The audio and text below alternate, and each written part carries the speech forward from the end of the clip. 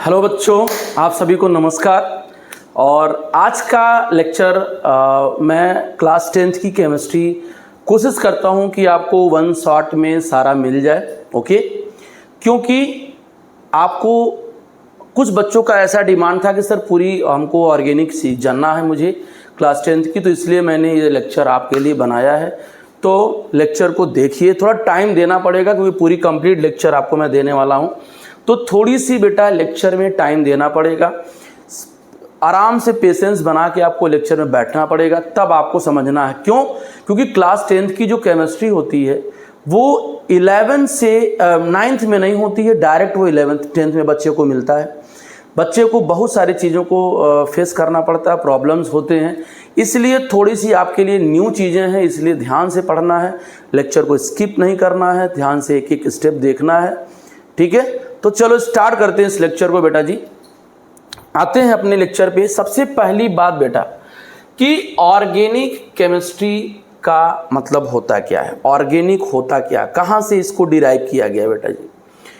तो आपको मैं बता दूं कि ऑर्गेनिक जो वर्ड होता है वो परटेनिंग टू लाइफ होता है, यानी ऑर्गेनिक जो कंपाउंड होते हैं बेटा, जिसे वो कहाँ से डिराइव किए जाते हैं, याद रखना आप लोग कि ऑर्गेनिक कंपाउंड क्या होता है बेटा जी। ऑर्गेनिक कंपाउंड क्या होता है, जो कंपाउंड आप याद रखना प्लांट और एनिमल से, ये ओल्ड डिफिनीशन थी, ओल्ड डिफिनीशन है बेटा जी, ये ओल्ड अपना डिफिनीशन है। तो जो ऑर्गेनिक कंपाउंड प्लांट और एनिमल से मिलता है, जो ऑर्गेनिक कंपाउंड यानी compound obtained from plant and animal, जो बेटा प्लांट और एनिमल से मिलता है उसे हम क्या कहते हैं, ऑर्गेनिक कंपाउंड कहते हैं। ये पुरानी बातें थी, प्लांट एंड एनिमल से जो मिलता है बेटा वो आपका ऑर्गेनिक कंपाउंड कहलाता है, उसे क्या बोलते हैं, ऑर्गेनिक कंपाउंड, राइट।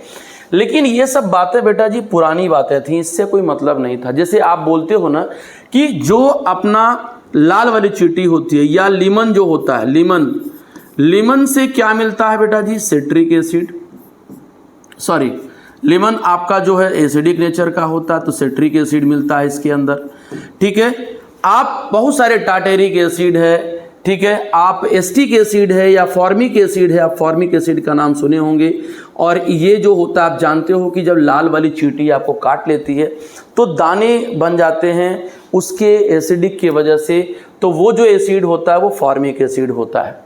ठीक है ना, तो ये अपना ऑर्गेनिक एसिड की कहानी होती है। लेकिन बेटा ऑर्गेनिक एसिड जो होता है ना, वो सोर्स कौन कौन सा है, पहली बात सोर्स कौन कौन सा, ध्यान से सुनना।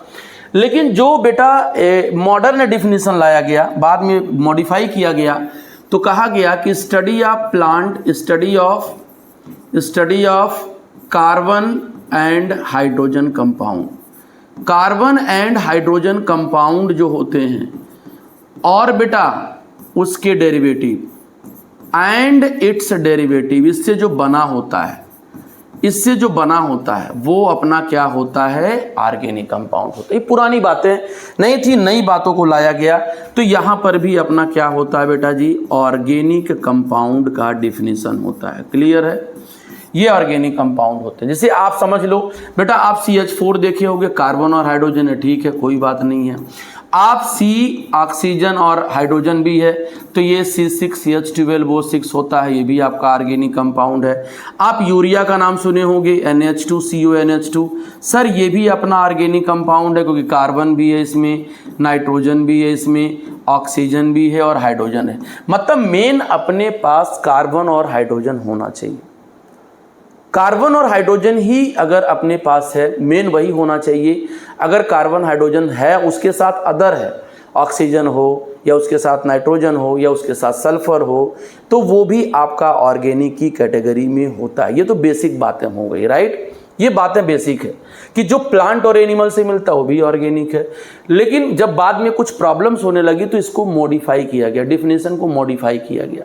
कहा गया study of carbon and hydrogen compound and it's derivative. And it's derivative का मतलब क्या हुआ कि इनके अलावा, जैसे देखो ये भी है, कार्बन और हाइड्रोजन के अलावा ऑक्सीजन है, कार्बन और हाइड्रोजन के अलावा देखो तुम्हारे पास नाइट्रोजन और ऑक्सीजन भी है।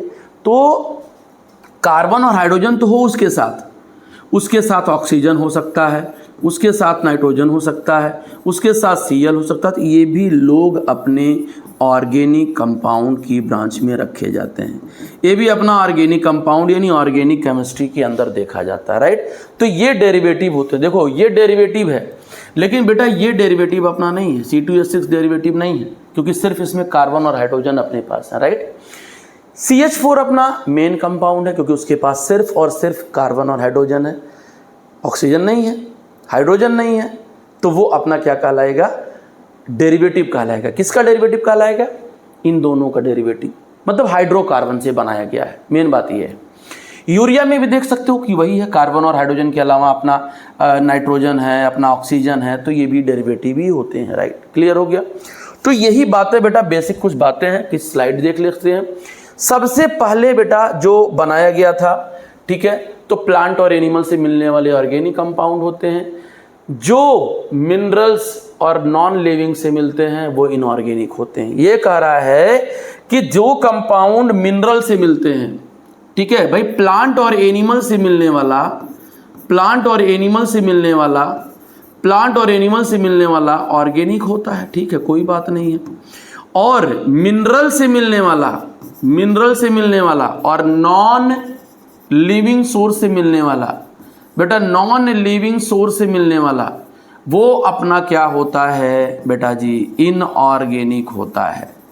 इनऑर्गेनिक होता है, जैसे HCl है, H2SO4 है, HNO3 है, ये आपका मिनरल से मिलने वाले एसिड होते हैं। तो ये ऑर्गेनिक से अलग होते हैं, उनसे डिफरेंस होते हैं, राइट। ये बात हो गया।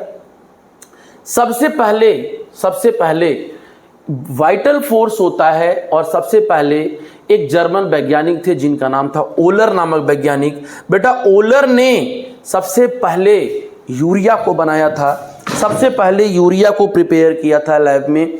किससे प्रिपेयर किया था, फ्रॉम इनऑर्गेनिक कंपाउंड, और उसे कहते हैं अमोनियम साइनेट, राइट। उससे बनाया गया था सबसे पहला अपना कंपाउंड जो था बेटा जी वो यूरिया। याद करना कि पूछेगा कि सबसे पहला कंपाउंड कौन बनाया गया था, तो वो बता देना यूरिया बनाया गया था लैब के अंदर। और यूरिया कौन बनाया था, तो WOHLER, वो वैज्ञानिक थे जो अपना क्या कहते हैं, जर्मन वैज्ञानिक थे, इन्होंने यूरिया को बनाया था सबसे पहले।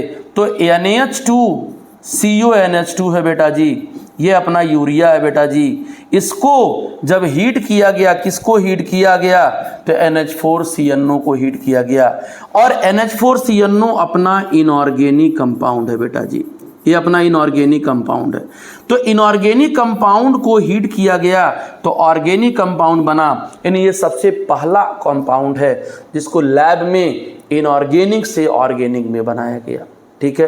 कुछ नहीं किया, आप देख सकते हो जितने कार्बन उतने कार्बन, जितने नाइट्रोजन उतने नाइट्रोजन, सिर्फ रीअरेंजमेंट किया गया है। तो आप देख सकते हो कि इनऑर्गेनिक अमोनियम साइनेट से NH4CNO से यूरिया बनाया गया, राइट। ये बात समझ में आ गया। तो सबसे पहले लैब में इसी को बनाया गया। सबसे पहला जो कंपाउंड है वो यूरिया है। कहाँ बनाया गया, लैब में बनाया गया। किसने बनाया, तो ओलर नामक वैज्ञानिक ने बनाया। कहाँ के रहने वाले थे, तो जर्मन के रहने वाले थे, इन्होंने इसको प्रिपेयर किया। इतनी बात क्लियर है, बात समझ में आ गया। आगे चलो। कंपाउंड ऑर्गेनिक जो होते हैं वो कार्बन के स्टडी है, carbon study of carbon compound. लेकिन बेटा उसमें मेटेलिक कार्बोनेट भी आता है। बोलोगे सर H2CO3 भी आता है, तो ये भले ही इसके अंदर कार्बन और ऑक्सीजन है, लेकिन ये इनऑर्गेनिक कंपाउंड होता है। ये बात ध्यान देना, क्योंकि मैं आपको जो बता रहा हूँ उतना आपको ध्यान देना, बाकी कुछ ध्यान नहीं देना है। तो बहुत सारे ऐसे कंपाउंड होते हैं जिसमें कार्बन भी होता है, हाइड्रोजन भी होता है, लेकिन वो भैया इनऑर्गेनिक केमिस्ट्री की ब्रांच में आता है। आप बोलोगे सर CO2 को क्या बोलेंगे, तो CO2 में ऑक्सीजन है, कार्बन है, लेकिन हाइड्रोजन नहीं है, ये भी इनऑर्गेनिक ब्रांच में आ जाएगा, ये भी इनऑर्गेनिक ब्रांच में आ जाएगा। साइनाइड में भी है, मेटल कार्बोनेट है, मेटल कार्बाइड है, ठीक है, CaC2 है, ये भी, इसके पास भी कार्बन है, लेकिन ये भी अपना क्या है, इनऑर्गेनिक है। तो ऐसा नहीं है कि जितने भी कंपाउंड होते हैं वो सारे ऑर्गेनिक वाले ही होते हैं। तो ऑर्गेनिक कंपाउंड और compound of carbon and organic chemistry is the study of carbon compound excluding देख लो, बेटा जी एक्सक्लूडिंग बोल रहा है, किसको एक्सक्लूड करना है? आपको ऑक्साइड एक्सक्लूड कर देना है कार्बन का, आपको मेटेलिक कार्बोनेट को हटा देना है क्योंकि वो भले ही है लेकिन वो आप ऑर्गेनिक कंपाउंड नहीं होता है बेटा जी, वो ऑर्गेनिक की कैटेगरी में नहीं होता है। सिर्फ कार्बन कंपाउंड हो, कार्बन और हाइड्रोजन हो तो that will be the organic compound. और क्या ऑर्गेनिक नहीं होगा उनके साथ रहते हुए भी, ये भी मैंने आपको बता दिया। ये बात समझ में आती है कहानी? चलिए ठीक है बेटा। इसके जो सोर्स हैं, बहुत सारे सोर्स होते हैं। कहाँ से मिलता है? ये मिलता है अपना प्लांट से। प्लांट से क्या मिलता है? शुगर मिलता है, स्टार्च मिलता है, ठीक है। एनिमल से बेटा क्या मिला? एनिमल्स यूरिया है, प्रोटीन है, जैसे हम लोग जो यूरिन करते हैं वो यूरिया कंटेनिंग होता है। कोल्स है, डाइज है, ड्रग्स है, पेट्रोलियम है, गैसोलीन है, ठीक है, फ्यूल्स गैस हैं। तो ये सोर्स होते हैं ऑर्गेनिक कंपाउंड के। हमारी बॉडी भी एक तरह से बोल सकते हो कि ये हमारी ऑर्गेनिक कंपाउंड का सोर्स होता है क्योंकि हमारे अंदर भी कार्बन के कंटेंट पाए जाते हैं, ठीक है। तो ये बात हो गई बेटा जी, इतनी बात समझ में आ गई। सोर्स मैंने आपको बता दिया कहाँ कहाँ से मिलता है। सोर्स अपना शुगर प्लांट है, प्लांट से शुगर है, स्टार्च मिलता है। एनिमल से यूरिया और प्रोटीन मिलता है। कोल्स, डाइज, ड्रग्स है।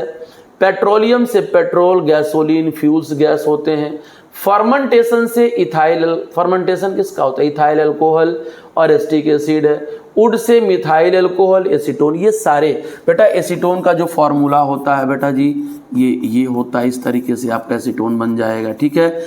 मिथाइल अल्कोहल का जो फॉर्मूला होता है बेटा जी वो CH3OH हो जाता है, ठीक है। एसिटिक एसिड का जो फॉर्मूला होता है बेटा जी वो CH3COOH होता है, ठीक है, ठीक है। इथाइल अल्कोहल का जो फॉर्मूला होता है बेटा जी C2H5OH होता है। तो ये सारे लोग अपने अलग अलग सोर्स से मिलते हैं, सबका अलग अलग सोर्स होता है, राइट, क्लियर है।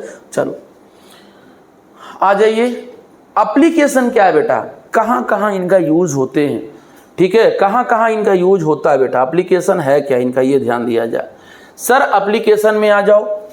आइडेंटिफिकेशन ऑर्गेनिक कंपाउंड का क्या हो? कार्बन हो, हाइड्रोजन हो, ऑक्सीजन हो, तो वो ऑर्गेनिक होगा।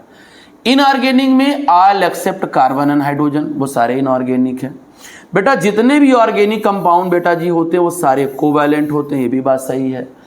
इनऑर्गेनिक में इलेक्ट्रोवैलेंट भी होते हैं, आयनिक भी होते हैं, कोवैलेंट। लेकिन सारे ऑर्गेनिक कंपाउंड याद रखिएगा, जितने भी बेटा जी अपने ऑर्गेनिक कंपाउंड होते हैं, जितने भी बेटा जी अपने ऑर्गेनिक कंपाउंड होते हैं, सब में शेयरिंग होती है, सब में शेयरिंग होता है, शेयरिंग टेक्स प्लेस बेटा, सब में शेयरिंग होता है। और शेयरिंग अगर होता है तो बेटा जी वहाँ पर 100% जो है, हम 100% नहीं कर सकते क्योंकि सारे कंपाउंड 100% आयनिक नहीं हो सकते हैं या 100% कोवैलेंट नहीं हो सकते हैं।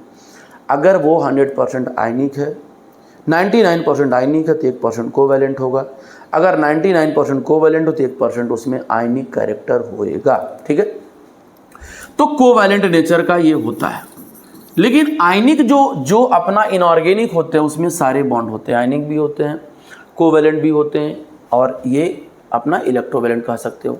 मेल्टिंग पॉइंट है, कोवैलेंट बॉन्ड है तो लो होगा क्योंकि कोवैलेंट बॉन्ड की मेल्टिंग पॉइंट आयनिक बॉन्ड से कम होता है। आयनिक जो कंपाउंड होते हैं बेटा जी, जो आयनिक कंपाउंड होते हैं उनमें इलेक्ट्रोस्टैटिक फोर्स होता है बेटा जी, उनमें इलेक्ट्रोस्टैटिक फोर्स होता है बेटा जी, उसमें इलेक्ट्रोस्टैटिक फोर्स होता है। इसीलिए ये इनका जो मेल्टिंग पॉइंट होती है वो अपना कोवैलेंट कंपाउंड से कम होती है। वो अपना कोवैलेंट कंपाउंड से जो मेल्टिंग पॉइंट होगी उनकी, वो मेल्टिंग पॉइंट और बॉइलिंग पॉइंट कोवैलेंट कंपाउंड से कम होगी, यानी कोवैलेंट का कम होगा और आयनिक का ज़्यादा होगा, राइट। तो ये हो गया। पानी के अंदर सॉल्युबिलिटी नहीं होता क्योंकि पानी में वही घुलता है जो पानी के साथ हाइड्रोजन बॉन्ड बनाने की क्षमता रखता है।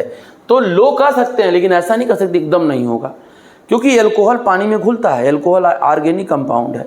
तो पानी में इसलिए घुलता है क्योंकि एल्कोहल पानी के साथ हाइड्रोजन बॉन्ड बनाता है। देख लीजिए, अगर मान लीजिए CH3OH लेते हैं बेटा जी और यहाँ पर अपना पानी है, तो देखिए पानी इस पर माइनस चार्ज और इस पर प्लस चार्ज, तो इनके बीच में जो बॉन्ड बनता है ना, उस बॉन्ड को हाइड्रोजन और ऑक्सीजन के बीच में जो बॉन्ड बनता है उसे बेटा हाइड्रोजन बॉन्ड बोलते हैं। थोड़ा सा अपर बात है, ये आपके लेवल से ऊपर बात है, लेकिन मज़े की बात है, क्योंकि हाइड्रोजन बॉन्डिंग से ही सॉल्युबिलिटी शो किया जाता है कोवेलेंट कंपाउंड की।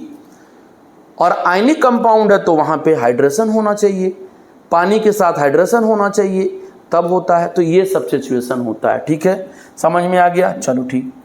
भैया बैड कंडक्टर इसलिए होता है क्योंकि उसके पास आयंस फ्री नहीं होते हैं, और गुड कंडक्टर इसलिए होता है क्योंकि वो फ्री आयंस रखते हैं। कंडक्टिविटी किस पे डिपेंड करता है? फ्री आयंस पे डिपेंड करता है। फ्री आयंस ज़्यादा होंगे तो कंडक्टिविटी ज़्यादा होगी, और आयंस अवेलेबल नहीं होंगे तो कंडक्टिविटी नहीं होगी। वोलेटाइल का मतलब होता है बेटा जो इजीली वेपर में चेंज हो जाए, जो वेपर बना सके। नॉन वोलेटाइल का मतलब जो आसानी से वेपर नहीं बना सके। तो कोवैलेंट कंपाउंड में वीक फोर्स होता है, इसलिए आसानी से वेपर बनाता है, और आयनिक कंपाउंड में इलेक्ट्रोस्टैटिक फोर्स होता है, इसीलिए वो स्ट्रॉन्गर बॉन्ड बनाता है। और स्ट्रॉन्गर बॉन्ड जाहिर सी बात है कि वो आसानी से वेपर नहीं बनाएगा। तो ये लेस वोलेटाइल होता है, ये आयनिक इनऑर्गेनिक कंपाउंड लेस होता है, ये मोर वोलेटाइल। कैटिनेजन का मतलब सेल्फ लिंकिंग प्रॉपर्टी, जो खुद से किसी के साथ जुड़े। तो सेल्फ लिंकिंग प्रॉपर्टी साइज से डिपेंड करता है। साइज छोटा होना चाहिए तो दूसरे से कनेक्टिविटी बना लेता है, सेल्फ लिंक बना लेता है, इसीलिए बड़े लॉन्ग चेन ऑफ हाइड्रोकार्बन बनते हैं, पॉलीमर बनते हैं, वो सेल्फ लिंकिंग से बनते हैं। तो ये होता है, इनऑर्गेनिक में ये नहीं होता है, और सेल्फ लिंकिंग ऑर्गेनिक में होता है। बेटा जितने भी ऑर्गेनिक होते हैं जनरली कलरलेस होते हैं, और इनऑर्गेनिक कलर्ड होते हैं। रेट ऑफ रिएक्शन ऑर्गेनिक का स्लो होता है, इनऑर्गेनिक का फास्ट। क्यों? क्योंकि इनऑर्गेनिक में आयंस बहुत तेज रिएक्शन करते हैं, इंस्टेंट रिएक्शन करते हैं। आप प्रेसिपिटेशन रिएक्शन देखे होंगे। प्रेसिपिटेशन रिएक्शन क्या होते हैं? बहुत फास्ट होते हैं, क्योंकि उसके अंदर आयंस जिम्मेदार होते हैं। और कोवैलेंट के अंदर क्या? कोई आयंस फ्री अवेलेबिलिटी नहीं होती है, इसीलिए वो अपना जो होते हैं स्लो होते हैं। रेट डिसाइड करने वाला स्टेप स्लो स्टेप होते हैं। लिविंग थिंग्स जो होते हैं वो मिलते हैं, और नॉन लिविंग थिंग्स में मिलता है। ये हम लोग भी बॉडी में मिलता है ऑर्गेनिक कंपाउंड, ऐसा नहीं कि नहीं मिलता है ना बेटा जी। बायोडिग्रेडेबल, ये बायोडिग्रेडेबल होता है, आसानी से टूट जाता है, लेकिन ये आसानी से नहीं टूटता है। जैसे एंजाइम है, प्रोटीन है, डीएनए है, आरएनए है, फ्यूल्स हैं, ये सारे टूट सकते हैं। लेकिन मेटल और नॉन मेटल थोड़ी ना टूटते हैं बेटा, मेटल और नॉन मेटल थोड़ी ना टूटते हैं, मेटल और नॉन मेटल थोड़ी ना टूटते हैं। बात समझ में आ रही है? नहीं टूटते हैं। तो ये कुछ कंपैरिजन रहा आयनिक और कोवैलेंट कंपाउंड में, मतलब इनऑर्गेनिक और कोवैलेंट कंपाउंड में। बात समझ में आ गई? क्लियर है? चलो ठीक। आ जाइए, यूनिक नेचर क्या है बेटा? कार्बन से बनने वाले लोग हैं ना, कार्बन से सारी चीज़ें स्टार्ट हो रही हैं। पूरी ऑर्गेनिक कार्बन से ही डिपेंड कर रहा है ना बेटा जी। पूरी ऑर्गेनिक तो कार्बन कंपाउंड पे डिपेंड कर रहा है, यानी कार्बन तो सबसे बड़ा बंदा है। सबसे बड़ा खेल तो कार्बन का ही देखना है। कार्बन का कहानी क्या है? जब तुम कार्बन के बारे में नहीं जानोगे तो बाकी बात नहीं कर पाओगे।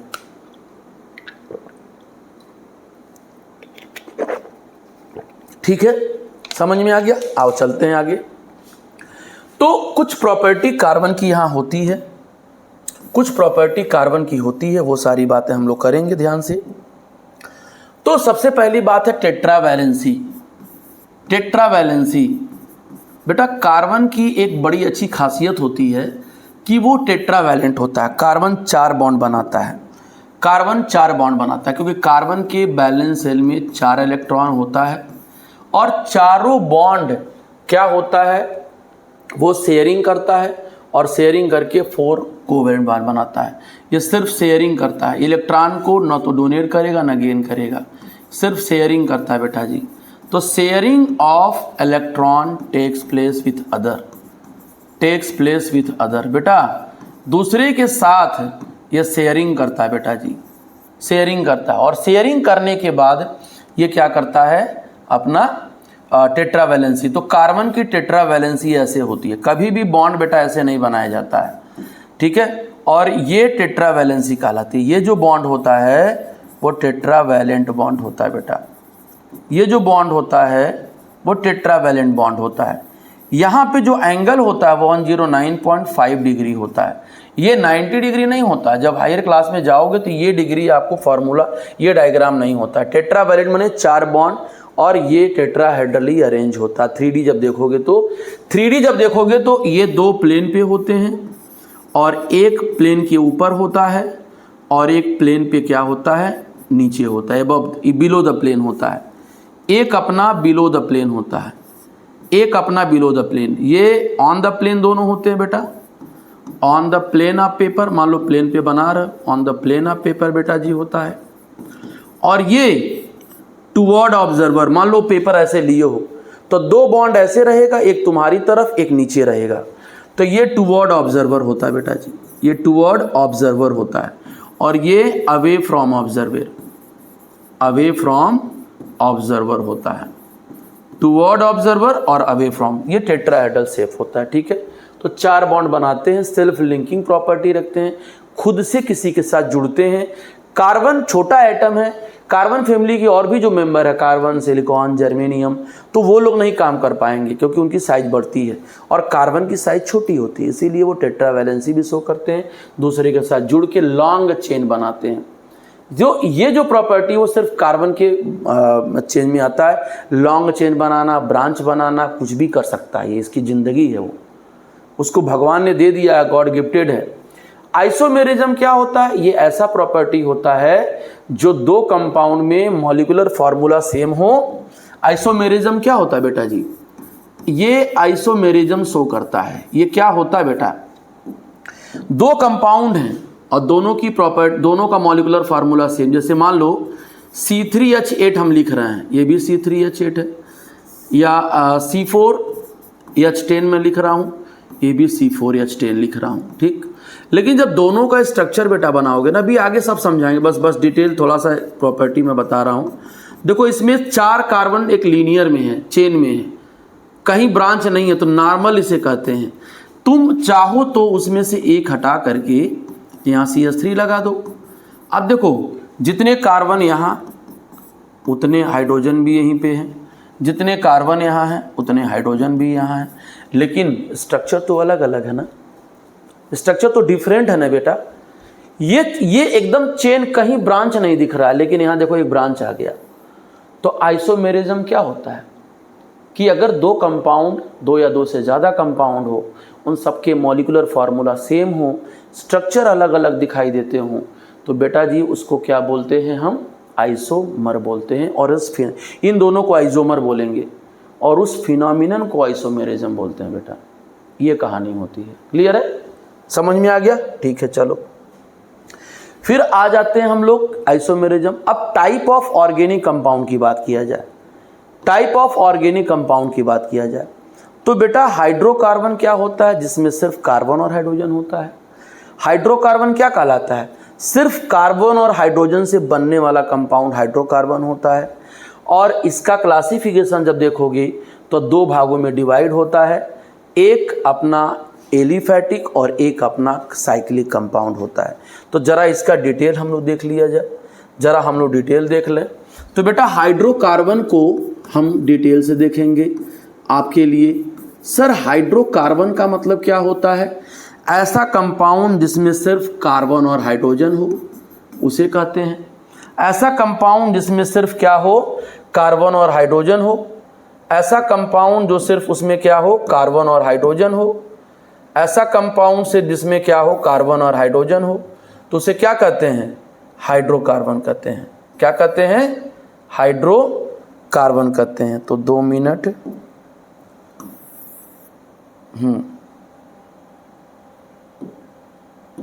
देखो ध्यान से, तो इनको हमको 2 चीज से समझना है, ध्यान देना, इनको हमको 2 चीज से समझना है।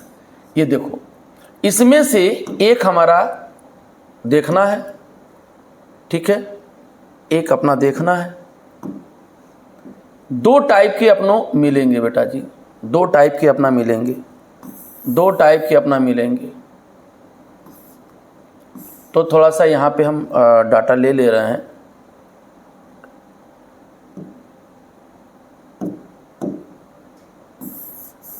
हाँ देखो, तो एक यहाँ पर हाइड्रोकार्बन तो है ही है, हाइड्रोकार्बन है ये जिसमें कार्बन और हाइड्रोजन होता है। हाइड्रोकार्बन मतलब जिसके पास कार्बन और हाइड्रोजन हो, तो जिसके पास कार्बन और हाइड्रोजन होगा हाइड्रोकार्बन होगा।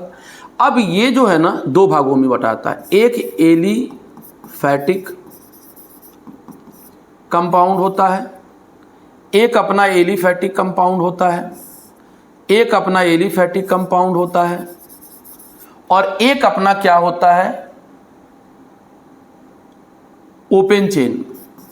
ये एक क्लोज चेन होता है, एक ये अपना ओपन चेन होता है बेटा जी, ये अपना ओपन चेन होता है, और ये अपना क्या होता है, क्लोज चेन होता है बेटा जी। क्लोज चेन बोलो या साइक्लिक कंपाउंड बोलो, बात एक ही होता है। क्लोज चेन बोलो या साइक्लिक कंपाउंड बोलो, बात एक ही होता है। क्लोज चेन बोलो या साइक्लिक बोलो, बात एक ही होता है। तो ओपन चेन के अंदर दो भागों में मिलेगा, एक मिलेगा बेटा सेचुरेटेड कंपाउंड, सेचुरेटेड हाइड्रोकार्बन, और एक मिलता है अपना अनसेचुरेटेड हाइड्रोकार्बन। बेटा सेचुरेटेड हाइड्रोकार्बन और अनसेचुरेटेड में क्या होता है बेटा, ओपन में सेचुरेटेड का मतलब होता है कि जिस कार्बन के बीच में सिंगल बॉन्ड हो सिर्फ, और अनसेचुरेटेड में दो भाग होता है जिसमें एक कार्बन में डबल बॉन्ड हो और एक कार्बन कार्बन में ट्रिपल बॉन्ड हो। बेटा सेचुरेटेड को एल्केन बोलते हैं या पैराफिन बोलते हैं, और अनसेचुरेटेड को एक को डबल बॉन्ड वाले को एल्कीन बोल देना और ट्रिपल बॉन्ड वाले को अल्काइन बोल देना। पैराफिन इसको बोलेंगे, और इस वाले को क्या बोलेंगे बेटा जी, इसको ओलिफिन भी बोलते हैं। ठीक, तो इसका मतलब सेचुरेटेड ओपन चेन दो कैटेगरी में हो गया, एक सेचुरेटेड एक अनसेचुरेटेड। सेचुरेटेड का मतलब जिसमें कार्बन कार्बन सिर्फ सिंगल बॉन्ड दिखाई दो, जिसे एल्केन बोलते हैं, ANE सफिक्स लगा होता है। अनसेचुरेटेड में या तो डबल बॉन्ड हो या तो ट्रिपल बॉन्ड हो, डबल बॉन्ड वाले में ENE लिखा होता है और इसको ओलिफिन भी बोलते हैं। ट्रिपल बॉन्ड वाले YNE लिखा होता है और ट्रिपल बॉन्ड होता है। अल्क का मतलब क्या है, नंबर ऑफ कार्बन। मान लो कहीं अल्काइन लिखा है ऐसे, तो अल्क माने नंबर ऑफ कार्बन, कितने कार्बन है उसके अंदर। अल्क माने नंबर ऑफ कार्बन, और YNE मतलब कि कार्बन कार्बन के बीच में क्या है, ट्रिपल बॉन्ड, ऐसा होता है। समझ में आ रहा है कि नहीं आ रहा कहानी, तो ये होता है। क्लोज चेन में आ जाओ, क्लोज में सारे कार्बन एक दूसरे से कनेक्ट होते हैं। ओपन में पहला और लास्ट एकदम फ्री होता है, ये सब आपस में जुड़े रहेंगे। जैसे मान लो इस तरीके से हैं, इस तरीके से हैं, तो देखो पहला दूसरा तीसरा चौथा पांचवा। बेटा पहला और पांचवा नहीं दूसरा डायरेक्टली कनेक्ट है, वो ऐसा नहीं कनेक्ट है, लेकिन ये एक दूसरे से कनेक्ट है। तो ये वाला फ्री एंड है, ये वाला फ्री एंड है, ये वाला भी फ्री एंड है, इसका मतलब ओपन हो गया। अगर दोनों को जोड़ दोगे तो क्लोज बनेगा, दोनों को जोड़ दोगे तो क्या बनेगा, क्लोज बनेगा, दोनों को जोड़ दोगे तो क्या बनेगा, क्लोज बनेगा बेटा। तो देखो ध्यान से, जरा कहानी समझो यहाँ पे, देखो ध्यान से। तो ये सेचुरेटेड हुआ सिंगल बॉन्ड वाला, अनसेचुरेटेड डबल बॉन्ड वाला। अब सुनना ध्यान से, सर सेचुरेटेड की पहले इसको पूरा अच्छे से समझ लो। सेचुरेटेड का जो एल्केन आप लिखे हो, एल्केन लिखे हो, एल्केन का एक फॉर्मूला होता है ANE के लिए, ये होता है बेटा जी CnH2n+2। बेटा N क्या है, नंबर ऑफ कार्बन है, यहाँ पर नंबर ऑफ कार्बन है। बेटा यहाँ ये वाली वैल्यू क्या है, ये नंबर ऑफ हाइड्रोजन को बता रहा है, नंबर ऑफ हाइड्रोजन को बता रहा है। जैसे मान लो कि एक कार्बन का मेंबर ले रहे हो तो हाइड्रोजन कितना होगा, तो देख लो 2 × 1 + 2, 2 × 1 + 2, 2 × 1 + 2, तो क्या हो जाएगा, CH4 हो जाएगा। तो ये आपका एल्केन हो गया। बेटा C2 है, दो कार्बन का ले रहे हो तो 2 × 2 = 4 + 2 कर दो, 2 और 2 का मल्टीप्लाई और +2 कर दो, तो C2H6 हो जाएगा। तो ऐसे आपको बनाना होता है एल्केन। एल्केन का फॉर्मूला जनरल ये इंपॉर्टेंट है बेटा, CnH2n+2 होता है, याद रखना, CnH2n+2 होता है, याद रखना, CnH2n+2 होता है, याद रखना। समझ में आ रहा है, तो ये जनरल फार्मूला होता है। ठीक है सर, एल्कीन का क्या फार्मूला होता है, सर एल्कीन का अनसेचुरेटेड का क्या होता है, सर अनसेचुरेटेड का क्या होता है, भी बता देता हूँ। सर अनसेचुरेटेड का क्या होता है, अनसेचुरेटेड हाइड्रोकार्बन में अपना क्या होता है, मैंने बोला था कि एक अपना एल्कीन होता है और एक अपना क्या होता है बेटा जी, अल्काइन होता है।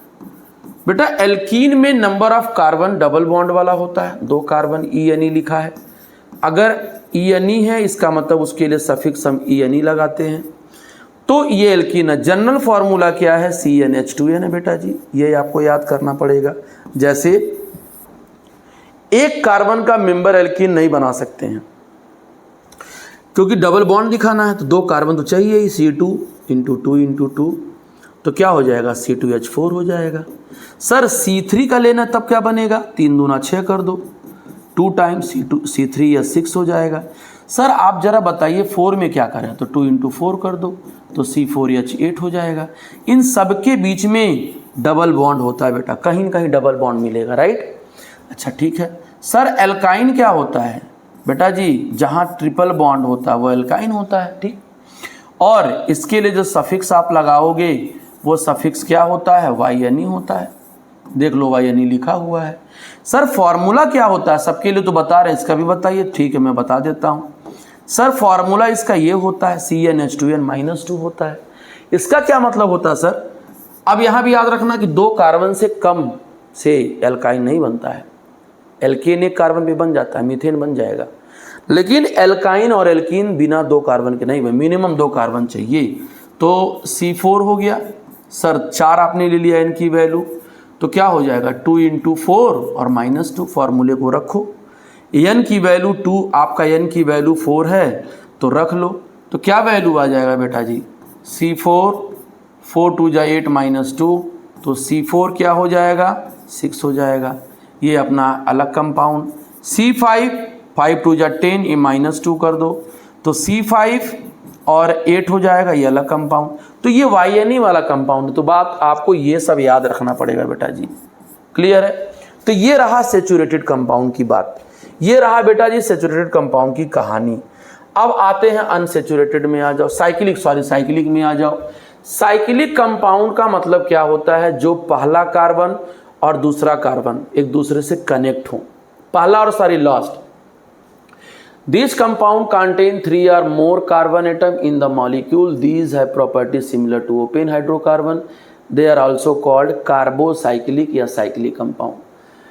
2 तरह का बेटा होता है, एक होता है एलिसाइक्लिक, एक होता है एरोमेटिक। बेटा एलिसाइक्लिक किसे कहते हैं? बेटा जी एलिसाइक्लिक किसे कहते हैं? बेटा जी एलिसाइक्लिक किसे कहते हैं? एलिसाइक्लिक का मतलब क्या होता है कि सिर्फ उस कार्बन रिंग में सिर्फ कार्बन हो और हाइड्रोजन हो और कोई ना हो। कार्बन के 2 बॉन्ड और बाकी है, तो 4 बॉन्ड यहाँ हाइड्रोजन बनाएगा। तो जिस साइक्लिक कंपाउंड में मान लो ये बॉन्ड तुम फ्री कर दो, ठीक है, ये बॉन्ड फ्री कर दो, और इसमें पहला, दूसरा, तीसरा, चौथा, पांचवा, छठवां ये ओपन हो गया। पहला और छठवां फ्री है तो ओपन हो गया। बेटा जी अब इसको क्या करो? जोड़ दो, इसको जोड़ो। जब जोड़ोगे तो क्या बन गया? साइक्लिक बन गया। तो ये इसमें सिर्फ कार्बन है, ओनली कार्बन है और हाइड्रोजन है, तो इसीलिए इसको क्या बोलते हैं हम लोग? एलिसाइक्लिक कंपाउंड, ठीक। और जिसमें 3 या 3 से ज़्यादा मोर एटम ऑफ कार्बन हो, जैसे ये देखो, ये भी अपना साइक्लिक कंपाउंड एलिसाइक्लिक है। इसमें ना तो कहीं डबल बॉन्ड है, ना तो कहीं अदर कोई एटम है, सिर्फ कार्बन और हाइड्रोजन है। तो 1 2 3, सिर्फ 3 या 3 से ज़्यादा अगर कार्बन हो तो साइक्लिक बना सकते हो। 2 कार्बन से साइक्लिक बेटा कहाँ बना पाओगे? पहला दूसरा में नहीं जोड़ पाओगे। अगर यही 3 कार्बन का मेंबर है, 1 2 3, तो आप क्या कर सकते हो? इनको जोड़ दो। ऐसे जोड़ोगे तो क्या बनेगा? आप ऐसे एक ट्राइंगुलर शेप में ले लो। तो यहाँ पर H, जहाँ हाइड्रोजन, देखो कार्बन की बैलेंसी 4 चाहिए, बैलेंसी फुलफिल करने के लिए हाइड्रोजन लिया जाता है। जैसे यहाँ पे 2 ही बॉन्ड है, देखो इधर दोनों तरफ, एक इधर एक इधर, तो 2 हाइड्रोजन जोड़ दो, इधर 2 बॉन्ड, इधर 2 हाइड्रोजन जोड़ दो। तो ये एलिसाइक्लिक कंपाउंड होता है, सिर्फ कार्बन हाइड्रोजन। शॉर्टकट में लिखना है तो जितने कार्बनर उतने कार्बनर बना दो, ये शॉर्टकट में हो जाएगा। इसमें शॉर्टकट में मान लो लिखना है तो जितने कार्बनर उतने कार्बन बना दो, साइक्लिक में ये भी हो जाएगा। तो ये होता है साइक्लो कंपाउंड में 4 कार्बन तुमको बनाना है, ये भी बना सकते हो 4 कार्बन का, ठीक है। देखो 4 कार्बन बन गया, ये भी हो गया। तो ये चीज़ है। एरोमेटिक का मतलब क्या होता है? जिसमें बेंजीन रिंग दिखाई देता हो, 6 कार्बन होता हो। तो एरोमेटिक की खासियत होती है बेटा, एरोमेटिक की खासियत, एरोमेटिक कंपाउंड क्या होता है? एरोमेटिक साइक्लिक कंपाउंड क्या होता है? एरोमेटिक साइक्लिक कंपाउंड किसे कहते हैं? जिसमें बेटा कम से कम 6 कार्बन हो, कंपाउंड साइक्लिक हो, अल्टरनेट डबल बॉन्ड हो। ये आपके लेवल का क्लास है, अदरवाइज बहुत सारे कहानी होता है। अल्टरनेट डबल बॉन्ड हो तो वो होता है, जैसे मान लो 1 carbon, 2 carbon, 3 carbon, 4 carbon, 5 carbon, 6। अब यहाँ पर भी सब पे एक एक हाइड्रोजन दे दो, राइट, सब पे एक एक हाइड्रोजन दे दो और सबके अल्टरनेट डबल बॉन्ड लगा दो। देखो 6 कार्बन है, ठीक है, साइक्लिक है, ठीक है, alternate double bond, double single double, double single double, तो ये आपका एरोमेटिक होता है। इससे बनने वाले जितने भी कंपाउंड हैं तो इसको कैसे दिखाते हो? शॉर्टकट में ऐसे दिखाते हो और अल्टरनेट डबल बॉन्ड दिखा दो, या इसको ऐसे भी दिखाया जाता है कि पाई बॉन्ड अंदर ये रिंग के अंदर घूमता रहता है, ये जो बॉन्ड 1 2 3 दिख रहा है, तो ऐसे भी दिखाया जाता है। तो ये कहलाता है बेंजीन। ये तीनों रिंग जो तीनों स्ट्रक्चर है वो तीनों किसका है? बेंजीन का है। तो बेंजीन क्या कहलाता है? एरोमेटिक कहलाता है। समझ में आ गया? तो ये कहानी हो गया बेटा। होमोलोगस सीरीज क्या कहलाता है? बेटा होमोलोगस सीरीज का मतलब होता है जिसके स्ट्रक्चर सिमिलर हो और उसकी प्रॉपर्टी सिमिलर हो और उनके बीच में जो डिफरेंस हो वो CH2 का डिफरेंस हो, चाहे एल्केन ग्रुप का हो, चाहे एल्काइन ग्रुप का हो, चाहे एल्कीन ग्रुप का, कोई भी हो। तो मैं आपको समझा देता हूँ। होमोलोगस का मेंबर समझो ध्यान से बेटा जी। होमोलोगस का मतलब क्या होता है ये ध्यान देना। होमोलोगस का मतलब क्या होता है ये समझ लो। सर होमोलोगस का मतलब ये होता है बेटा जी, होमोलोगस,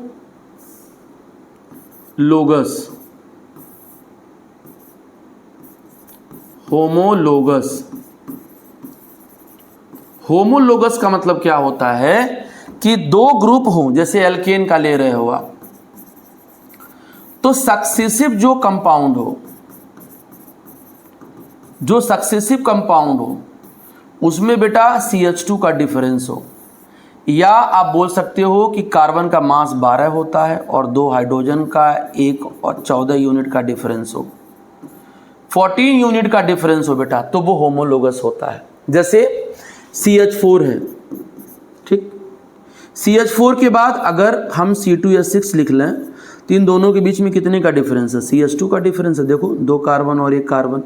अगर C3H8 लिख लिया बेटा तो इन दोनों के बीच में देख लो, ये भी CH2 का डिफरेंस है।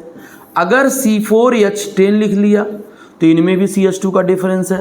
अगर C5H12 लिख लिया इसमें भी CH2 का डिफरेंस है।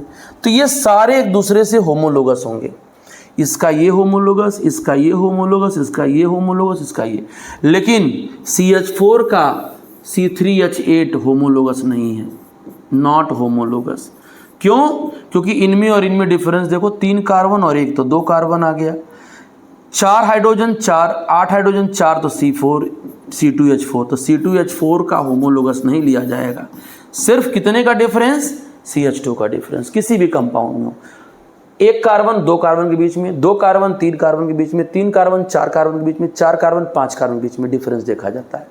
बस ये ध्यान देना, तो होमोलोगस पहचान में आ जाता है। दूसरा, each member of series differ from this only one addition CH2, मैंने बता ही दिया।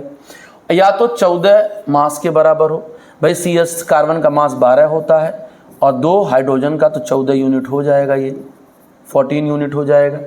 भाई 2 CH2 का मतलब क्या है कि 1 कार्बन का मास 12 है और 2 × 1 14 हो जाएगा ये।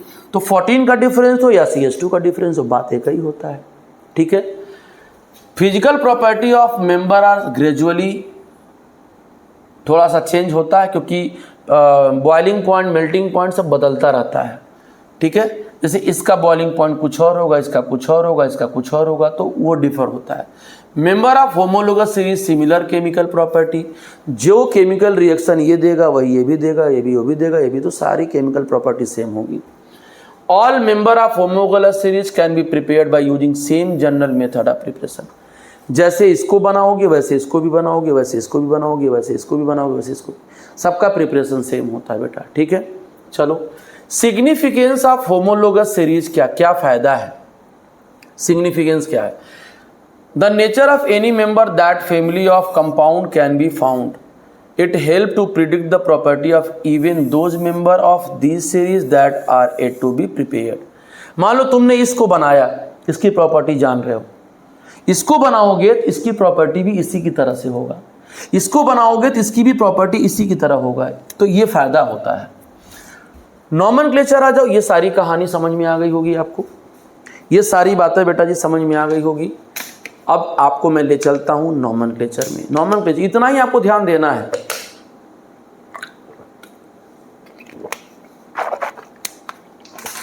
अब आते हैं नॉमेनक्लेचर में।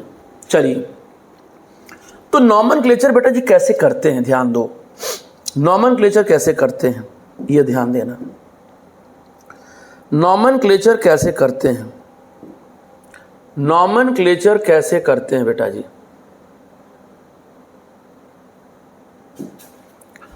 नॉमेनक्लेचर कैसे करते हैं ध्यान दो, मैं आपको बताता हूं।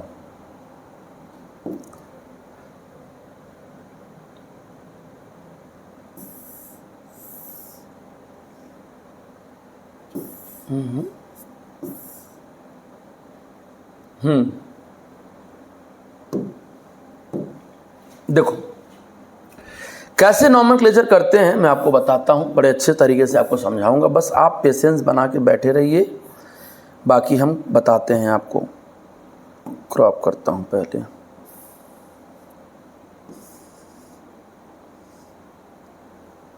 ठीक,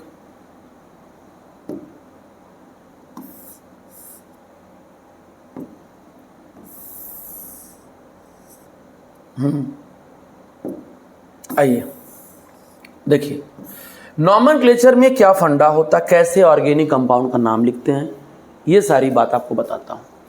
बेटा नॉमेनक्लेचर के लिए आपको आईपीएससी नेम देखना होता है। तो बेटा आईपीएससी का मतलब क्या होता है पहले ये देखो।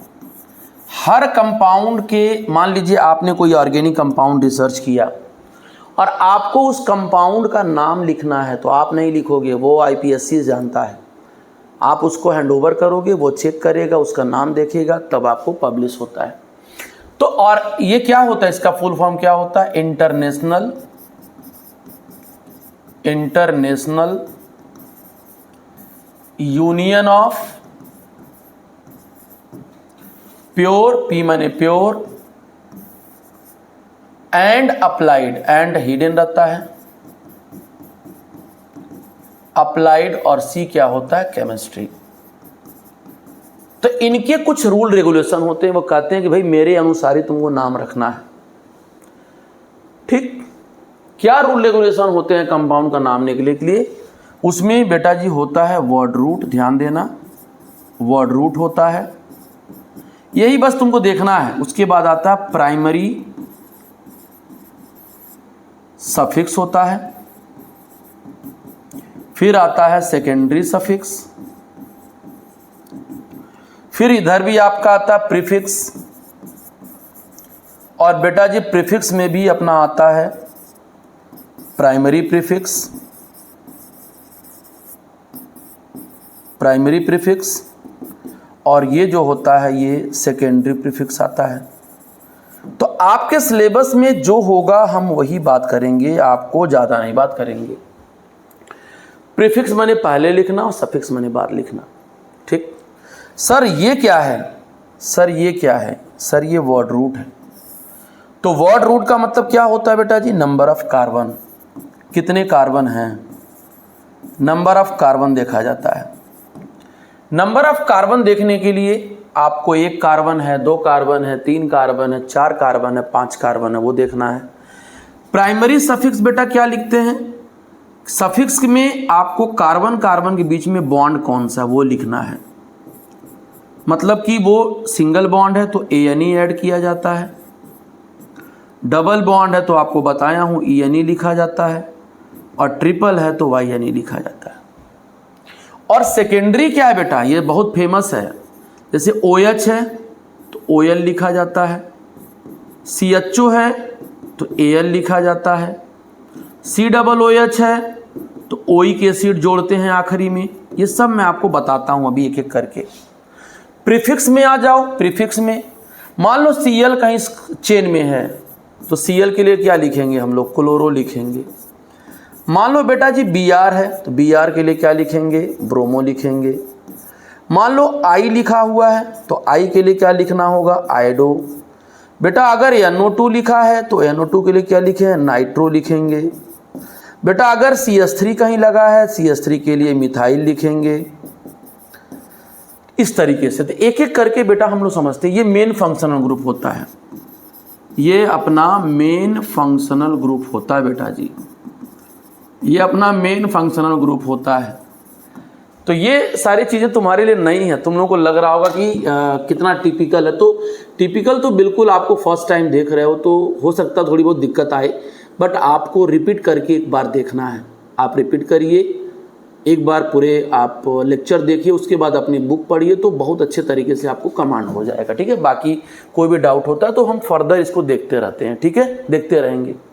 आगे आते हैं बेटा, इसमें जो कहानी होता है ना, फंक्शनल ग्रुप का जो मतलब होता है वो मेन होता है, वही उसकी किसी भी कंपाउंड की प्रॉपर्टी वही डिसाइड करता है बेटा जी। किसी भी कंपाउंड की प्रॉपर्टी वही डिसाइड करता है जो मेन फंक्शनल ग्रुप होता है। जैसे OH लगा है, CHO लगा है चेन में, जैसे मान लो ये कंपाउंड लगा है, ऐसे लिखा हुआ है, ये CH3 है, CH2 है, CH2 है और CHO है, तो ये मेन है, ये अपना एल्डिहाइड होता है बेटा जी, और यही मेन फंक्शनल ग्रुप होता है, यही मेन फंक्शनल ग्रुप होता है। अगर कहीं ऐसे आपको लिख दिया है, ऐसे लिख दिया है, अभी बताता हूँ कैसे लिखना है, तो ये अपना मेन होता है, ये अपना होता है एसिड, कार्बोक्सिलिक एसिड, ये अपना कार्बोक्सिलिक एसिड होता है, ये अपना मेन होता है बेटा जी। ऐसे एल्कोहल है तो मेन फंक्शनल ग्रुप वही होते हैं। अब क्या फंक्शनल ग्रुप की प्रॉपर्टी होती है, जो प्रॉपर्टी इसकी होगी, मान लो यही कंपाउंड तुमने यहां भी बना दिया तो बेटा जी सेम फंक्शनल ग्रुप है ना, तो इनकी प्रॉपर्टी सेम होगी। अगर यहां पर आपने दो ग्रुप का कंपाउंड ले लिया, मान लो यहां पे ले लिया, इसमें 4 इसमें 3 कार्बन, लेकिन दोनों में COH है, तो जो प्रॉपर्टी इसकी होगी वही प्रॉपर्टी इसकी होगी। तो फंक्शनल ग्रुप का ये रुतबा होता है। डिफरेंट फंक्शनल ग्रुप होंगे तो जैसे इनकी प्रॉपर्टी और इनकी प्रॉपर्टी अलग होगी, लेकिन दोनों सेम है तो सेम होगी, दोनों सेम है तो सेम होगी, लेकिन दोनों की अलग अलग होगी। ठीक है ना, ये चीज़ होती है। अब इसके बाद हम स्ट्रक्चर की बात करेंगे, कैसे आपको इसकी बात समझ में आना है। तो देखो ध्यान से, रूल क्या होता है नाम लिखने का मैं आपको बताता हूँ, कि करके बताता हूँ आपको रूल क्या होता है, कैसे नेमिंग करते हैं आपको मैं समझाता हूँ। ध्यान दो, जैसे मान लो कि तुम्हारे पास एक कार्बन है और कार्बन में चेन है, लंबा चेन है, देखो ये है, कहा इसका नाम लिखिए। तो एक बात बता दूं, अगर वर्ड रूट के बारे में जानना है, वर्ड रूट क्या होता है, तो अगर एक कार्बन का मेंबर है तो उसका नाम मेथ लिखना, 2 कार्बन का मेंबर है तो उसका नाम एथ लिखना, 3 कार्बन का है तो प्रोप लिखना, 4 कार्बन का बेटा जी है तो ब्यूट लिखना, 5 कार्बन का मेंबर है तो पेंट लिखना, 6 कार्बन का मेंबर है तो हेक्स लिखना, 7 कार्बन का है तो हेप्ट लिखना, 8 कार्बन का मेंबर है तो ऑक्ट लिखना, 9 कार्बन का है तो नॉन लिखना, 10 कार्बन का है तो डेक लिख देना।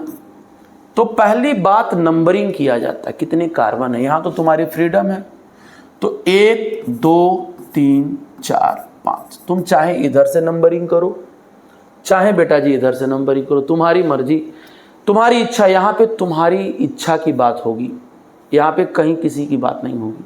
आप चाहे तो इधर से इधर नंबरिंग करो, चाहे इधर से इधर नंबरिंग करो। अच्छा ठीक है, अब सुनो, कितने कार्बन बेटा जी इसमें है, 5, तो 5 के लिए क्या लिखते हो, पेंट लिखते हो। ठीक, प्लस प्राइमरी सफिक्स मैंने आगे लगाना। तो कौन सा बॉन्ड इन सारे कार्बन के बीच में है, कार्बन कार्बन के बीच में सिंगल है, तो सिंगल के लिए क्या लिखते हैं, ANE। इसका मतलब इसका आंसर क्या हो जाएगा, पेंटेन हो जाएगा। इसका आंसर क्या हो जाएगा, पेंटेन हो जाएगा। ठीक है कि नहीं, और करते हैं, मजा आएगा। एक कार्बन मान लो यहाँ है, इस तरीके से कंपाउंड है, मान लो कि अब यहाँ पे नंबरिंग कहीं से करो, 1 2 3 4, 4 है तो 4 के लिए देखो वहाँ ब्यूट लिखा है वर्ड रूट, और सबके बीच में सिंगल बॉन्ड है तो ENE जोड़ दो। तो क्या बन गया बेटा जी, ब्यूटीन बन गया। देखो बन गया कि नहीं बन गया, है कि नहीं। तो ये चेन, पहले लॉन्ग चेन का सिलेक्शन किया जाता है। लंबा चेन कहाँ मिल रहा है, जहां लंबा चेन मिलेगा उसी को चेन में लेंगे। अगर चेन में ब्रांचिंग आ गई बेटा जी, अगर चेन में ब्रांचिंग आ गई कभी भी लॉन्ग चेन ही सेलेक्ट करेंगे।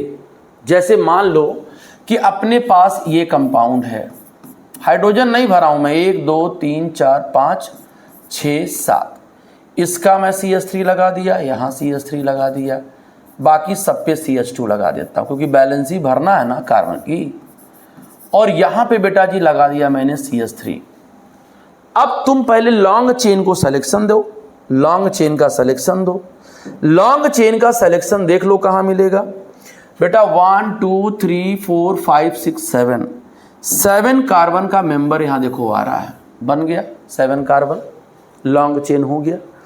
अब तुमको नंबरिंग जब करना है तो नंबरिंग के 2 रास्ते हैं, एक तो इधर से जाओ, ठीक है, ये तुम्हारा राइट टू लेफ्ट है, राइट टू लेफ्ट है, और एक तुम जाओगे लेफ्ट टू राइट।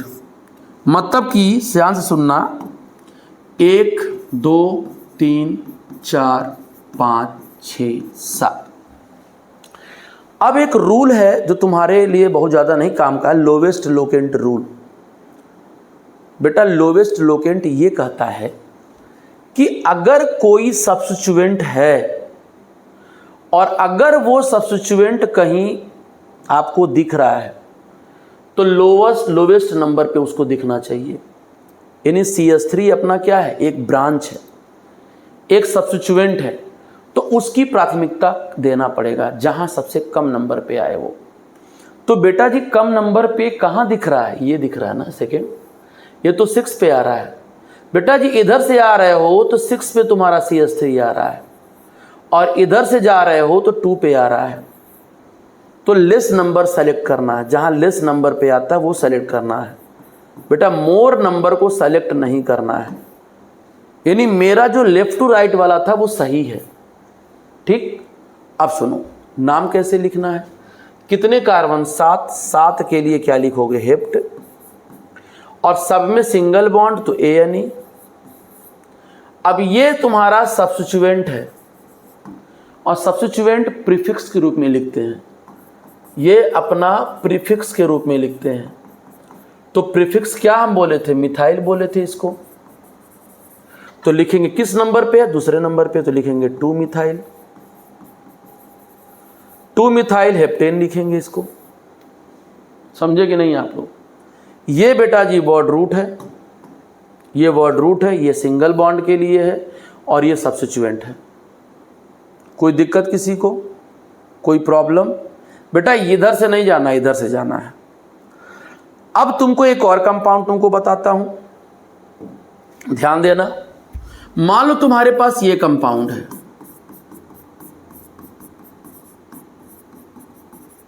ये है। अब कह रहा लॉन्ग चेन पहले सेलेक्ट करो, कैसे IPSC नेमिंग लिखेंगे। तो लॉन्ग चेन में 1 2 3 4, सीधे जाओगे तो 4 मिलेगा, 1 2 3 4 5 6, ऐसे जाओगे तो 6 लोग आ रहे हैं, इसका मतलब मेरे लिए सही बात है ये। ऐसे जाओगे तो 6 लोग मिलेंगे, तो लॉन्ग चेन तो मिल गया। अब नंबरिंग पे आते हैं। बेटा अगर राइट टू लेफ्ट जाओगे, लेफ्ट टू राइट, यानी 1 2 3 4 5 6, ये दोनों इथाइल ग्रुप है, C2H5 तो इथाइल होता है, ये सब्स्टिट्यूएंट हो गया। अगर एक कार्बन का कहीं ब्रांच है तो मिथाइल लिख देना, अगर 2 कार्बन का है तो इथाइल लिख देना, 3 कार्बन का है तो प्रोपाइल लिख देना,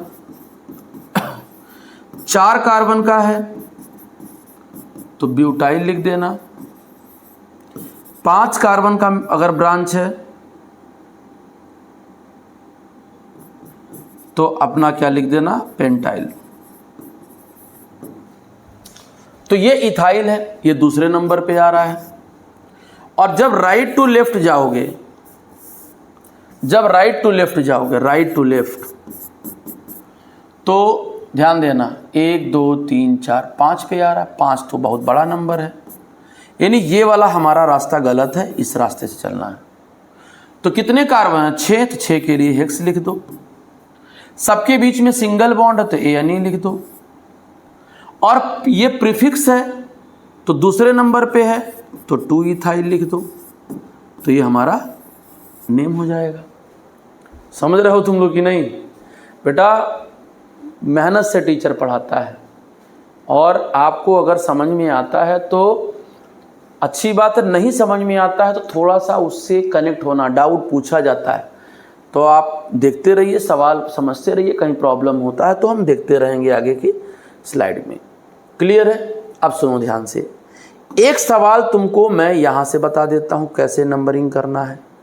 सर मान लो अपने पास एक कंपाउंड ये दे दिया मैंने, कह रहा है इसका नाम लिखिए CH3 CH3 CH3 CH2 CH2 CH3। अब अगर कोई ग्रुप 2 बार आ रहा है, सेम ग्रुप 2 बार आ रहा है, तो 2 के लिए डाई लिखना, 3 के लिए ट्राई लिखना, 4 के लिए टेट्रा लिखना,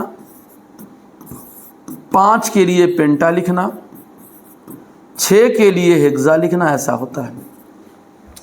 लॉन्ग चेन ढूंढ लो, लॉन्ग चेन तो सीधा लॉन्ग चेन ही आएगा, देख लो 1 2 3 4 5, 1 2 3 1 2 3 1 2 3 4 5, इधर से भी 5 आएगा तो सीधा ले चलना। अब राइट टू लेफ्ट और लेफ्ट टू राइट वाला देख लो,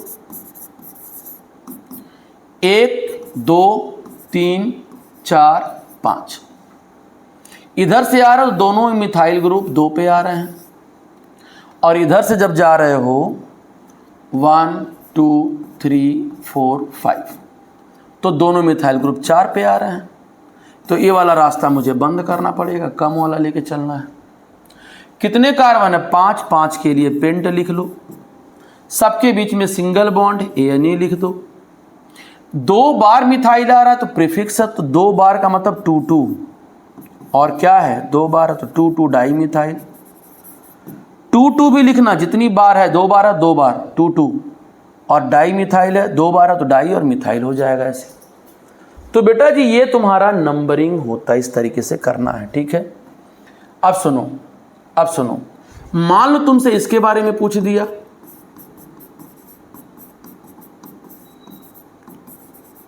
ये पूछ दिया, तो ध्यान देना नंबरिंग उधर से करना जिधर से OH नज़दीक पड़े।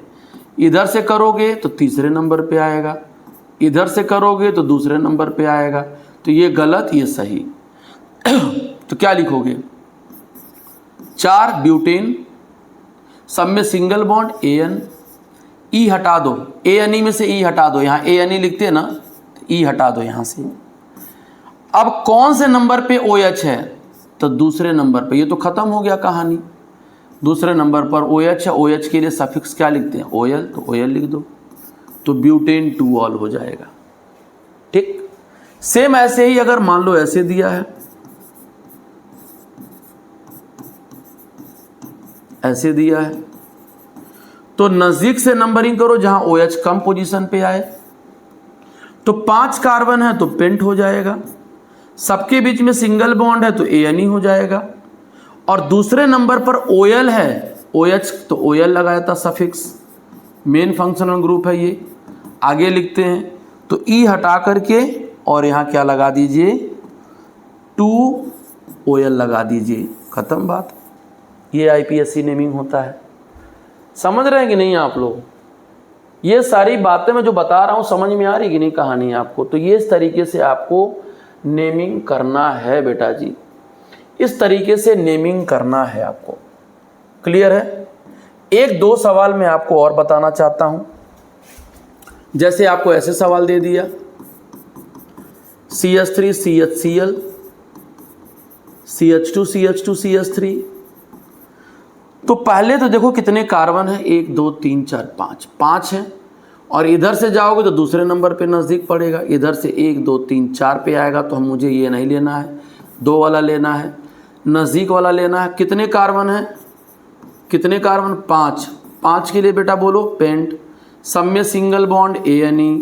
दूसरे नंबर पर क्या है, क्लोरो, तो 2 क्लोरो पेंटेन हो जाएगा।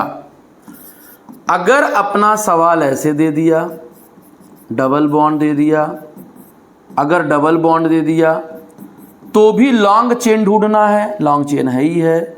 नंबरिंग जिधर से करो जिधर से डबल बॉन्ड नज़दीक आए।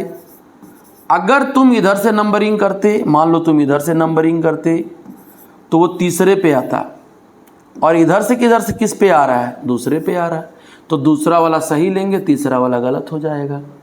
कितने कार्बन है, 5 हैं, तो 5 के लिए पेंट। दूसरे नंबर पे डबल बॉन्ड है तो 2 इन लिख देंगे, पेंट 2 इन हो जाएगा। पेंट 5 कार्बन के लिए, 2 उसका पोजीशन बताने के लिए डबल बॉन्ड का, तो पेंट 2 इन हो जाएगा, राइट। अगर ऐसे ट्रिपल बॉन्ड के लिए बोल रहा है बेटा जी, देखो ध्यान से, मान लो ट्रिपल बॉन्ड के लिए, तो वो भी नंबरिंग करना, तो देखना किधर से नियर पड़ रहा है, कम नंबर पे तो दूसरे पे पड़ेगा कम, इधर से करोगे तो तीसरे पे आ रहा है, तो दूसरा वाला सही है, दूसरे वाले रास्ते पे चलेंगे हम लोग। तो कितने कार्बन है, पेंट है, पेंट और दूसरे नंबर पे डबल ट्रिपल बॉन्ड है तो 2, और YNE ट्रिपल के लिए ले लेते हैं तो ये हो गया, ये नंबर ऑफ कार्बन बता रहा है, ये ट्रिपल बॉन्ड का पोजीशन बता रहा है, ये तुम्हारा ट्रिपल बॉन्ड के लिए सफिक्स बता रहा है, ये है, ठीक है ना, समझे आप लोग, क्लियर है। तो ऐसे आपको नेमिंग करना है। ये रहा अपना नॉमेनक्लेचर की कहानी। अब इससे डिटेल जब जाओगे तो डिटेल आपको अगले क्लास में सीनियर में मिलेगा। फिलहाल यहाँ हमको इतना ही देखना है। अब आते हैं आइसोमर क्या कहलाते हैं। मैंने पहले ही बता दिया था, आइसोमर का मतलब क्या होता है कि आप लाख कंपाउंड बनाइए, लेकिन सारे कंपाउंड का अगर मॉलिक्यूलर फार्मूला सेम हो तो उसे आइसोमर कहते हैं, और उस फिनोमिनन को आइसोमेरिज्म कहते हैं। अगर सारे कंपाउंड, आप 5 कंपाउंड बनाए हो, 5 स्ट्रक्चर बनाए हो, पांचों के फार्मूला सेम है, मॉलिक्यूलर फार्मूला सेम है, स्ट्रक्चर अलग अलग है, तो वही तो आइसोमर कहलाएगा, ठीक है। 5 स्ट्रक्चर बनाए आपने और पांचों की मॉलिक्यूलर फार्मूला सेम है, स्ट्रक्चर अलग अलग है, तो उसे हम आइसोमर बोलते हैं, और उस फिनोमिनन को बेटा जी आइसोमेरिज्म बोलते हैं, है ना। तो ये ध्यान देना। अब आइसोमेरिज्म के 2 पार्ट होते हैं, main cause of isomerism, mode of atom linking. तो चेन आइसोमेरिज्म होता है, पोजीशन आइसोमेरिज्म होता है, ये अपना होते हैं। तो चेन देखो, आइसोमेरिज्म की ब्रांच होता है बेटा, आइसोमेरिज्म की ब्रांच होता है, आइसोमेरिज्म की ब्रांच होता है बेटा। आइसोमेरिज्म क्या होता है कि मान लो आपके पास 5 कंपाउंड आप रखे हो, आप 5 कंपाउंड रखे हो, पांचों कंपाउंड जब देखा तुमने तो सबके फॉर्मूला सेम मिला, लेकिन स्ट्रक्चर अलग है। इन सबके मॉलिक्यूलर फार्मूला सेम है बेटा जी, सबके मॉलिक्यूलर फार्मूला सेम है, लेकिन स्ट्रक्चर सबके क्या हैं, अलग अलग हैं। स्ट्रक्चर सबके क्या हैं, डिफरेंट हैं। स्ट्रक्चर सबके क्या हैं, डिफरेंट हैं। तो उन पांचों को आइसोमर बोलते हैं। और जिस ब्रांच के अंदर आप स्टडी करते हो, जिस ब्रांच के अंदर आप स्टडी करते हो, उसको आइसोमेरिज्म बोलते हैं।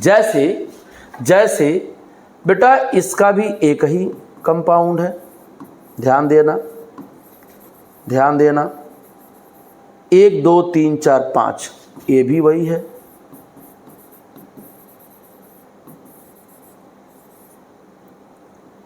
ये भी वही है। एक कंपाउंड और बना लेता हूं, ये भी वही है बेटा। अगर तुम ऑब्जर्व करोगे तो इसके पास भी 5 कार्बन, यहां पर भी हाइड्रोजन 12, यहां पर भी कार्बन 5, हाइड्रोजन 12, यहां पर भी कार्बन 5, हाइड्रोजन 12, इसका भी फॉर्मूला C5H12 होगा, इसका भी फॉर्मूला C5H12 होगा, इसका भी फॉर्मूला C5H12 होगा, लेकिन कनेक्टिविटी सेम नहीं है, स्ट्रक्चर सेम नहीं है। यहाँ पे 5 कार्बन है, चेन में है, कहीं ब्रांच नहीं है, तो इसे नॉर्मल पेंटेन भी बोलते हैं बेटा। नॉर्मल मतलब कहीं ब्रांच ना होना। और देखो यहाँ पर एक ब्रांच आ गया, एक ब्रांच, यहाँ नो ब्रांच, कोई ब्रांच नहीं है। यहाँ पे 1 ब्रांच आ गया, यहाँ पे 1 ब्रांच आ गया, यहाँ पे देख सकते हो 2 ब्रांच आ गया, यहाँ पे 2 ब्रांच आ गया। तो ये नॉर्मल कहलाता है, ये बेटा जी आइसोपेंटेन कहलाता है, इसका कॉमन नेम होता है। और ये अपना क्या होता है, नियोपेंटेन कहलाता है। तो देखा आपने क्या स्ट्रक्चर अलग अलग है, मॉलिक्यूलर फॉर्मूले सेम है, तो इसे हम कहते हैं आइसोमेरिज्म। बेटा आइसोमेरिज्म आपको जो पढ़ना है 2 पढ़ना है, बाकी बड़े क्लास में, हायर क्लास में देखेंगे। एक पढ़ना है बेटा जी चेन आइसोमेरिज्म,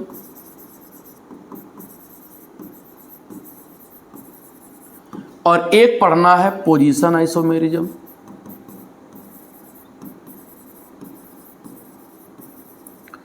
चेन का मतलब होता है कि चेन में डिफरेंस आए। चेन में डिफरेंस, जैसे मान लो एक कार्बन ऐसे है, 5 कार्बन है चेन में। अभी चेन में कितने कार्बन हैं, चेन में कितने कार्बन हैं, चेन में कितने कार्बन है, 5 कार्बन है, कहीं ब्रांच नहीं है, ठीक है कोई बात नहीं। लेकिन बेटा जी अगर मैं एक ब्रांच लगा दिया तो चेन में कितने कार्बन आ गए, 4। यहां चेन में 5 कार्बन है और यहां चेन में कितने हैं, चेन हैविंग 4 कार्बन, एक ब्रांच में चला गया, ये अपना ब्रांच में चला गया, ये अपना ब्रांच में चला गया, इसकी बात ही नहीं करना। फार्मूला सेम है ना, स्ट्रक्चर अलग आ रहा है, चेन में फर्क आ रहा है। और सुनिए, अब देखो चेन में कितने हैं, 3 ही आए, 2 ब्रांच में चला गया, 5 कार्बन चेन में, 4 कार्बन चेन में, 3 कार्बन चेन में, तो चेन का फर्क पड़ रहा है बेटा। चेन के अंदर कार्बन फर्क आ रहा है, चेन के अंदर कार्बन फर्क आ रहा है। चेन में 5 कार्बन था, दूसरे में बेटा 4 कार्बन चेन में है, तीसरे में 3 ही कार्बन चेन में है, तो फर्क आ रहा है, इसलिए वो चेन आइसोमेरिज्म होता है। समझे आप लोग, ठीक है, क्लियर है। चलो आगे बढ़ते हैं। ये है बेटा पोजीशन क्या है। एक्चुअली पोजीशन सबके लिए नहीं होता बेटा जी, एक्चुअली पोजीशन आइसोमेरिज्म सबके लिए नहीं होता है बेटा। पोजीशन आइसोमेरिज्म डबल बॉन्ड वाला के लिए होता है, ट्रिपल बॉन्ड वाले के लिए होता है, सब्स्टिट्यूएंट कहीं अलग अलग लगा हो, या कोई मेन फंक्शनल ग्रुप का पोजीशन अलग अलग लगा हो। जैसे एग्जांपल समझो तब मजा आएगा। जैसे एक बात बताओ, इसमें कितने कार्बन हैं, 5, और Cl यहां पर दूसरे नंबर पे है, Cl दूसरे नंबर पे है, और यही स्ट्रक्चर जब देखोगे आप 1 2 3 4 5, तो अब Cl कौन से स्ट्रक्चर पे हमको लगाना है, तीसरे नंबर पे। पहले Cl दूसरे पे था, अब Cl कहां चला गया, तीसरे पे चला गया। अगर तुम डबल बॉन्ड की बात करोगे बेटा, अगर तुम डबल बॉन्ड की बात करोगे तो डबल बॉन्ड अभी हमारा किस नंबर पे है, कार्बन 1 पे है डबल बॉन्ड। और अगर तुम डबल बॉन्ड का पोजीशन बदल दो तो अब पोजीशन कहां आ गया, दूसरे पे। फॉर्मूला वही है, 1 2 3 4 5, C4H8 ही है, सॉरी कितने हो रहे हैं, 2 3 2 5 2 7 3 10, 1 2 3 4 5 कार्बन हो, हम सोच रहे हैं क्यों अलग हो रहा है। तो 5 कार्बन में कितने आएंगे, 10 कार्बन हाइड्रोजन आएंगे, 5 में 10 हाइड्रोजन आएंगे। यहां भी C5H10 नहीं आ रहा, यहाँ पर भी आ रहा है, लेकिन पोजीशन डबल बॉन्ड का अलग अलग है ना, तो पोजीशन आइसोमेरिज्म कहते हैं। और सुनिए बेटा, OH अपना डबल दूसरे कार्बन पे है, OH दूसरे कार्बन पे है, और अगर यही स्ट्रक्चर में हम OH तीसरे पे लगा दें तो तुम कहीं से नंबरिंग करोगे तीसरे पे आएगा ही, उधर से करोगे तभी भी तीसरे पे। एक जगह OH दूसरे पे, एक जगह OH कहाँ पे आ रहा है, तीसरे पे आ रहा है। तो ये अपना होता है पोजीशन आइसोमेरिज्म, ठीक है ना। तो यहाँ तक आपका एक लेक्चर होता है बेटा। कोशिश किया मैं कि एक स्लाइड में आपको एक उसमें वीडियो में ख़त्म कर दूं, लेकिन मुझे लग रहा है कि एक में आपको बोरियत होने लगेगी, इसलिए मैं आपको यहाँ तक की स्लाइड आपको दे देता हूँ और आप यहाँ तक तैयार कर लीजिएगा। नेक्स्ट लेक्चर जब भी हम भिड़ेंगे तो वहाँ से आपको क्या करना होगा, इस तरीके से हम हाइड्रोकार्बन स्टार्ट करेंगे, और हाइड्रोकार्बन में सबसे पहले मिलेगा हमको एल्केन। एक एक का प्रॉपर्टी पढ़ेंगे, मेथड ऑफ प्रिपरेशन पढ़ेंगे, सबके अलग अलग मेथड ऑफ प्रिपरेशन, सबकी केमिकल प्रॉपर्टी। तो 1 घंटे का लेक्चर मैं अभी आपको और प्रोवाइड करूंगा, दूसरे लेक्चर में 1 शॉट में तो नहीं हो पाया। तो यहाँ से आपको जो होगा, यहाँ से बेटा जो होगा आपका मैं यहाँ से 1 शॉट हटा देता हूँ, क्योंकि यहाँ से हमारा लेक्चर पूरा नहीं हो पा रहा है, क्योंकि आपको बोरियत ना हो इसलिए मैं आपके लिए काम कर रहा हूँ। 2 लेक्चर में दे दूंगा, यहाँ लेक्चर 1 हो जाएगा। क्लियर है? तो इसी के साथ बेटा लेक्चर को फिनिश करता हूँ। मिलते हैं, मौज करिए, पढ़ाई करिए, एंजॉय करिए और अगले लेक्चर के में। तब तक के लिए आप सभी को नमस्कार, स्वस्थ रहिए, सुरक्षित रहिए। Okay, bye.